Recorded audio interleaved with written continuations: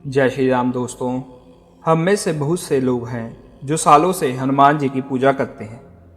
हर मंगलवार, हर शनिवार दिया जलाते हैं, हनुमान चालीसा पढ़ते हैं और जब जीवन में कोई बड़ी मुश्किल आती है तो हम उठाते हैं बजरंग बाण। हमें लगता है कि यह एक रामबाण इलाज है, एक ऐसा ब्रह्मास्त्र जो हर संकट को काट देगा।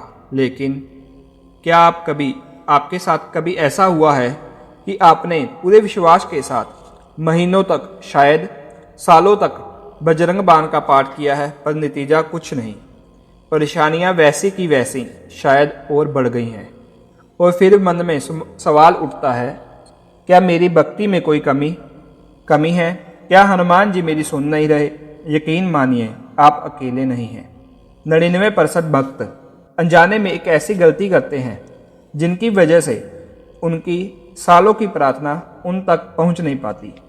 वो पूजा तो करते हैं पर उसका फल नहीं मिलता। और आज हम इसी बात की तह तक जाएंगे। तो बिल्कुल आराम से बैठिए। यह कोई लेक्चर नहीं है, यह एक बातचीत है। और इस बातचीत के अंत तक आपको पता चल जाएगा कि वो एक गलती क्या है।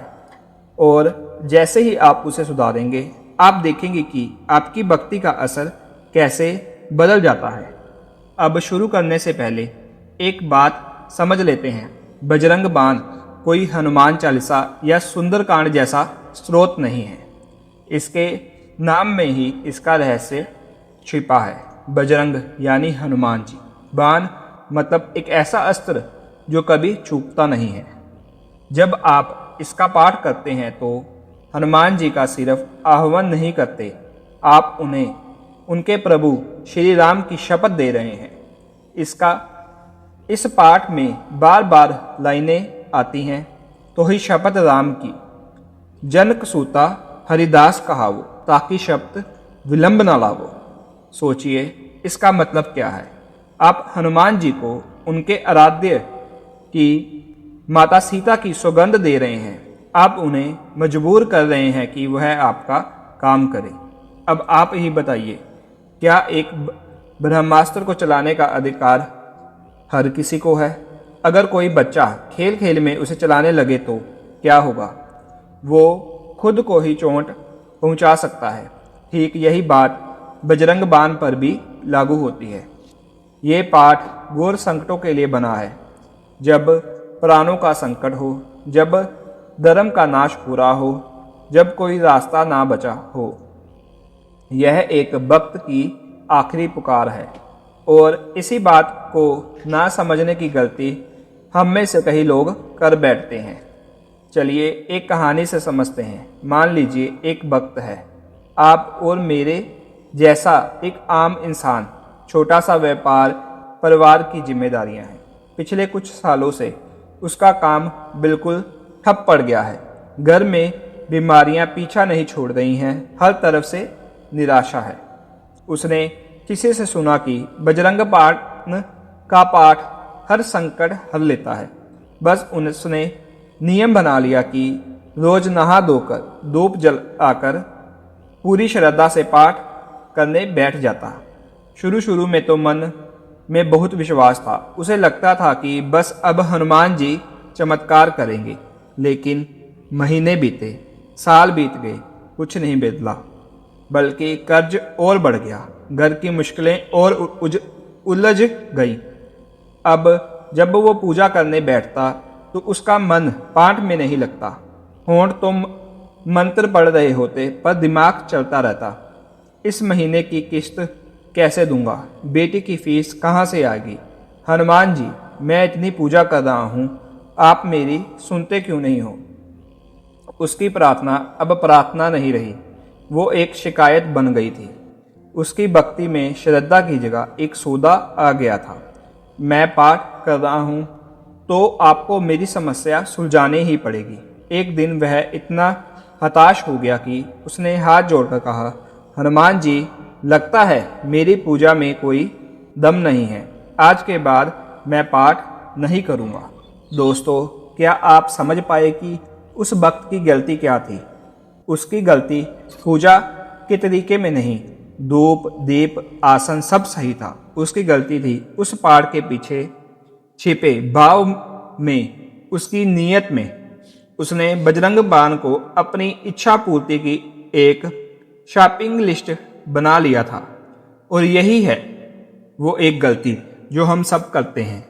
हम हनुमान जी के पास एक व्यापारी बनकर जाते हैं। हे प्रभु, मेरा व्यापार चला दो, मेरे बच्चे की नौकरी लगवा दो, मेरे दुश्मनों को देख लो। हम अपनी छोटी छोटी भौतिक इच्छाओं के लिए हनुमान जी को जय श्री राम की शपथ देने लगते हैं। अब सोचिए हनुमान जी को कैसा लगता होगा कि वो जो अपने प्रभु राम के नाम के लिए कुछ भी कर सकते हैं, उन्हें हम अपनी छोटी सी दुकान चलाने के लिए या प्रमोशन पाने के लिए उनके प्रभु की सौगंध देते हैं। क्या ये भक्ति है या भक्ति के नाम पर अहंकार? हनुमान जी भाव के भूखे हैं, कर्मकांड या भोग के नहीं। वो आपकी पूजा से ज़्यादा आपकी नीयत देखते हैं। वो यह नहीं देखते कि आपने कितने पाठ किए हैं, वो यह देखते हैं कि आपने किस भाव से उन्हें पुकारा है। आप उनसे जुड़ना चाहते हैं या सिर्फ अपना काम निकलवाना चाहते हैं? अब आप पूछेंगे, तो क्या हमें बजरंग बाण का पाठ करना ही नहीं चाहिए? बिल्कुल करना चाहिए, लेकिन सही समय और सही भाव के साथ। पाठ क्यों करें? बजरंग बाण का पाठ रोजमर्रा की चीज़ों के लिए नहीं है। यह विटामिन की गोली नहीं है जिसे रोज खा लिया। यह एक शक्तिशाली दवा है जिसका इस्तेमाल तभी होता है जब रोग जानलेवा हो जाए, जब आपके जीवन में महासंकट आन पड़े, जब लगे कि अब जान पर बंद आई है क्या या धर्म की हानि हो रही है और कोई रास्ता नहीं दिख रहा। तब यह एक भक्त की आखिरी पुकार है। और भाव कैसा हो? जब पाठ करें तो एक व्यापारी की तरह नहीं, एक याचक की तरह करें। मन में शिकायतों की लिस्ट नहीं, बल्कि समर्पण होना चाहिए। यह भाव कि हे प्रभु, मैं खुद को, अपनी इस मुश्किल को, सब कुछ आपके चरणों में रखता हूँ। अब आप जो करेंगे मेरे भले के लिए ही होगा। आपकी आंखों में आंसू हों, दिल में अटूट विश्वास हो। सामान्य दिनों में करें या नहीं करें? सामान्य दिनों में हनुमान जी की कृपा पाने के लिए हनुमान चालीसा सर्वश्रेष्ठ है। सुंदरकांड का पाठ करें, राम नाम का जाप करें। यह भक्ति का सबसे सरल और सबसे शक्तिशाली मार्ग है। इसमें कोई बंधन नहीं है, कोई कठोर नियम नहीं, बस प्रेम और श्रद्धा चाहिए। याद रखिए, हनुमान जी को आपके महंगे प्रसाद की भूख नहीं है, उन्हें आपकी श्रद्धा का एक पवित्र आंसू चाहिए। चलिए उस भक्त की कहानी पर वापस चलते हैं। जब उसे अपनी गलती का एहसास हुआ तो उसने अपनी इच्छाओं की लिस्ट फाड़कर फेंक दी। उसने रोज बजरंग बाण का पाठ करना बंद कर दिया। बस अब वो शांति और आनंद के लिए हनुमान चालीसा और राम नाम का जाप करता था, बिना कुछ मांगे। कई महीनों बाद उसके बेटे का एक बहुत भयानक एक्सीडेंट हो गया। डॉक्टरों ने जवाब दे दिया, लाखों का खर्च और बेटे की जान दांव पर उसकी जिंदगी का सबसे बड़ा संकट था। उस रात अस्पताल के बाहर बैठे हुए उसे अपनी असली औकात समझ में आ गई। आज उसके पास कोई महंगी चीज नहीं थी, कोई शिकायत नहीं थी, दिल में सिर्फ एक असहाय पिता की पुकार थी।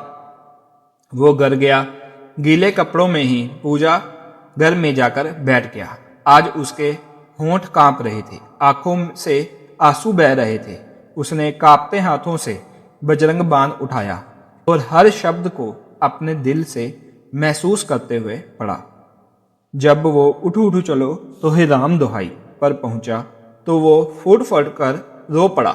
उसने सच में खुद को और अपने बेटे को हनुमान जी के चरणों में समर्पित कर दिया। अगली सुबह डॉक्टर ने उसे बुलाकर कहा, यह एक चमत्कार है, आपके बेटे की हालत में अविश्वसनीय सुधार है, वो खतरे से बाहर है। उसकी आंखों में आज भी आंसू थे, पर ये कृतज्ञता के आंसू थे। उसे समझ में आ गया कि चमत्कार पाठ में नहीं, पाठ के पीछे छिपे समर्पण में था।